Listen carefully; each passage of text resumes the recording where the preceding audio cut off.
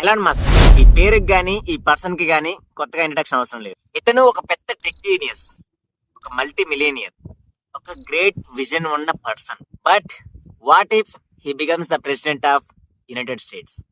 ఈయన United states కి president అయితే ఎలా ఉంటది అనేది ఇప్పుడు చూద్దాం. అంటే బేసిక్ గా అబ్దుల్ కలాం గారు కళ్ళగనమన్నారు కదా, నేను అదే పనిలో ఉంటే నాకు ఈయన ప్రెసిడెంట్ అయినట్టుగా కలొచ్చింది. దాని గురించి ఇన్ డీటెయిల్డ్ గా రీసెర్చ్ చేసి చూస్తే ఒక షాకింగ్ థింగ్ బయటపడింది. ఈయన యుఎస్ కి ప్రెసిడెంట్ అయితే మారేది యుఎస్ మాత్రమే కాదు, ప్రపంచంలో ఉన్న ప్రతి కంట్రీ మీద ఆ ఇంపాక్ట్ పడుతుంది. ఇంతకీ ఏమేం చేంజెస్ వస్తాయి, ఎలా మారుతుంది అనేది వీడియోలో డీటెయిల్ గా డిస్కస్ చేసుకుందాం. ఫస్ట్ మీకు క్లారిటీ ఇవ్వాల్సిన విషయం ఏంటంటే, యుఎస్ లో ప్రెసిడెంట్ అవ్వాలంటే there are few things to be followed. US constitution లో ఆర్టికల్ నెంబర్ 2 సెక్షన్ 1 ప్రకారం ఒక రూల్ ఉంది. ఆ రూల్ ప్రకారం యుఎస్ ప్రెసిడెంట్ అవ్వడానికి 3 మెయిన్ కండిషన్స్ ఉన్నాయి. ఒకటి, నేచురల్ బార్న్ సిటిజన్ అయి ఉండాలి, అంటే అమెరికాలోనే పుట్టి ఉండాలి. మినిమం 35 ఇయర్స్ ఏజ్ ఉండాలి. అలానే 14 ఇయర్స్ అమెరికాలోనే రెసిడెంట్ గా ఉండాలి. ఎలాన్ మస్క్ సౌత్ ఆఫ్రికాలో పుట్టాడు, నేచురల్ బార్న్ అమెరికన్ సిటిజన్ కాదు.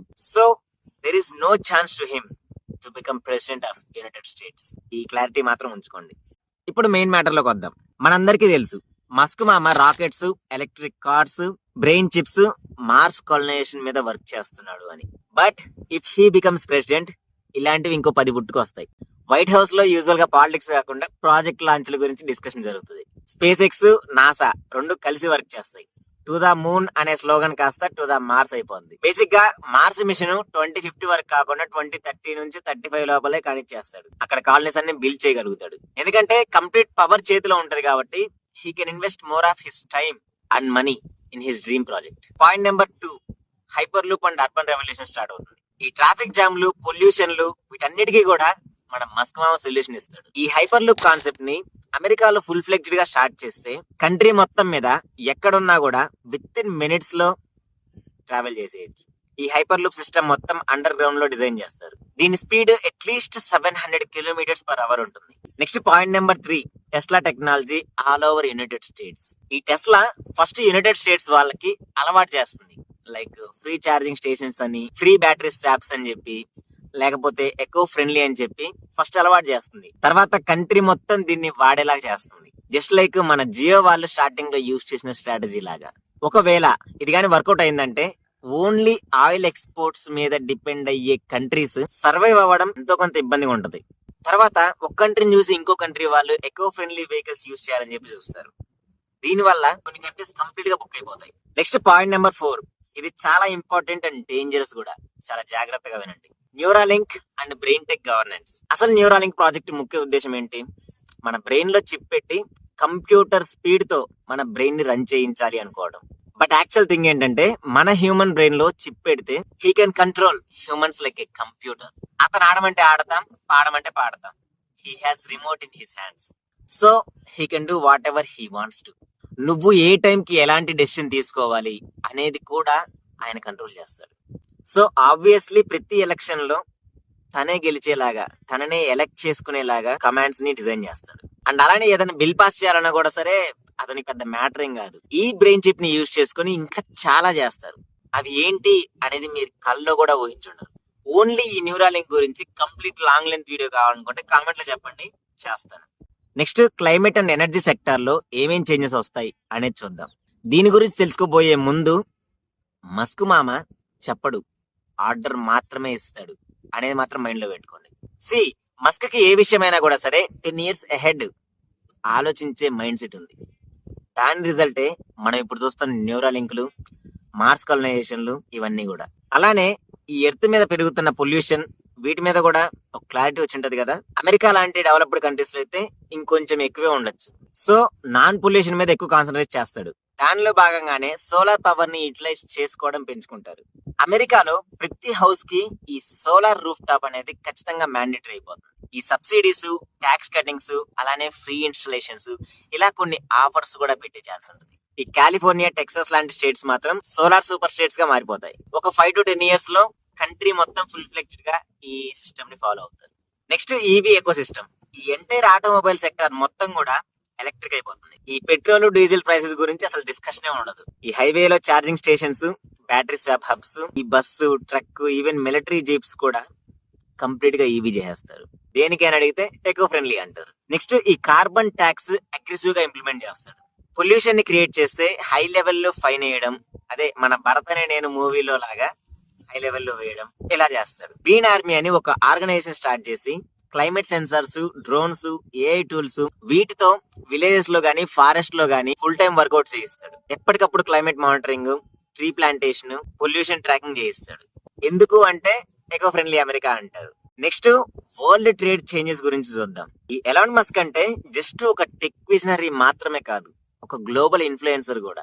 ఒక్క ట్వీట్ తో మొత్తం మార్కెట్ ని కూడా షేక్ చేయగలడు. జస్ట్ లైక్ ఇంతకుముందు రొనాల్డో ఒక కోకో కోలా బాటిల్ పక్కన పెట్టినందుకే వాళ్ళ షేర్ మార్కెట్ $4 బిలియన్ పడిపోయింది. అలానే మన మస్క్ మామ కూడా ఒక్క డెసిజన్ తో ఇంటర్నేషనల్ హెడ్ లైన్స్ ని క్రియేట్ చేయగలడు. ఆయనకు క్యాపబిలిటీ ఉంది. మరి అలాంటోడు యుఎస్ కి ప్రెసిడెంట్ అయితే ఈ వరల్డ్ స్టేజ్ మొత్తంలో కూడా ఈ డిప్లొమసీ గేమ్ కంప్లీట్ గా చేంజ్ అయిపోతుంది. First we'll go with China. ఇందులో 2 థింగ్స్ జరుగుతాయి. ఒకటి టెక్ వార్, సెకండ్ది బిజినెస్ డీల్. ఎలాన్ మస్క్ కి టెస్లా గీగా ఫ్యాక్టరీస్ చైనాలో ఉన్నాయి. ఈ గీగా ఫ్యాక్టరీస్ అంటే లార్జ్ స్కేల్ ఇండస్ట్రీ టైప్ లో ఉంటది. ఇందులో టెస్లా వాళ్ళు వాళ్ళ ఈవీ కార్స్ కి బ్యాటరీస్ కోసం యూజ్ చేసుకుంటున్నారు. సో బిజినెస్ బాండ్ అయితే ఉంది. But at the same time ఈ చైనా ఏఐ సర్వేలెన్స్ సిస్టమ్ మీద మన మస్క్ మామ ఒక స్ట్రాంగ్ క్రిటిసిజం కూడా చేస్తాడు. ప్రెసిడెంట్ అయితే చైనాకి యుఎస్ కి రిలేషన్స్ కోల్డ్ వార్ వైబ్స్ లో రావచ్చు. అంటే బయటికి చెప్పకపోయినా కూడా సరే లోపల జరుగుతూ ఉండొచ్చు. టెక్ రైవలరీ కంటిన్యూ అవుతే మాత్రం ట్రేడ్ వార్ స్టార్ట్ అవుతాయి, సైబర్ అటాక్స్ ఇంక్రీజ్ అవుతాయి, మేబీ శాటిలైట్ స్పైయింగ్ రేస్ కూడా స్టార్ట్ అయిపోవచ్చు. నెక్స్ట్ మన ఇండియాతో చూసుకుందాం. ఇండియాతో మస్క్ కి చాలా మంచి పొటెన్షియల్ ఉంది. ఇండో అమెరికన్ కొలాబరేషన్ స్టార్ట్ అవుతుంది. ప్రెసిడెంట్ అయితే ఈ స్టార్ లింక్ ని రూరల్ ఇండియాలో కూడా లాంచ్ చేస్తారు. మన ఇండియన్ టెక్ కంపెనీస్ తో ఎంఓయూస్, అలానే ఈ మార్స్ రీసెర్చ్ లో జాయింట్ ప్రోగ్రామ్స్ ఇలా కండక్ట్ చేయడం. ఇంకోటి Indo American space research system కూడా డెవలప్ అవ్వచ్చు. కానీ ఇంత జరిగినా కూడా మన ఇండియన్ యంగ్స్టర్స్ తో వచ్చే ప్రాబ్లం ఏంటో తెలుసా? నువ్వు చెప్పన్నా, నువ్వు గుండె మీద చెయ్యేసి చెప్పు. మెహేష్ బాబుకి అల్లు అర్జున్ పోటీయా? పవర్ స్టార్ మహేష్ బాబుకి పోటీ ఇండస్ట్రీలో. ఈ పోటీలు పిల్లన ఎమోషనల్ బూతులు వస్తాయి కదా. సో మన ఇమాజినేషన్ ఎక్కడి నుంచి ఎక్కడికో తీసుకెళ్ళాం కదా.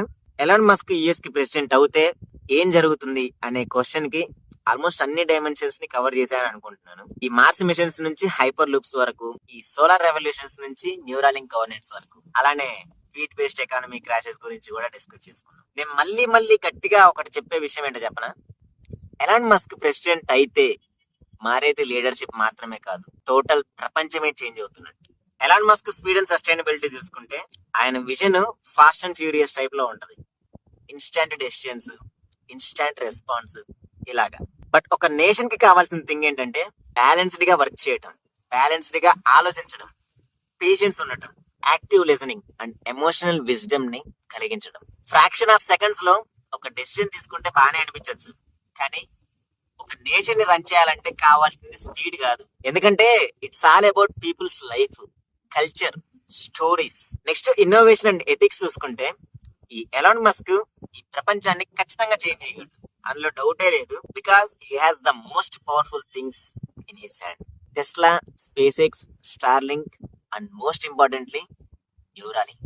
ఆయన చేతిలో ఉన్న ఈ టెక్నాలజీతో వరల్డ్ ని డెవలప్ చేయొచ్చు, లేకపోతే అదే వరల్డ్ ని కంట్రోల్ కూడా చేయొచ్చు.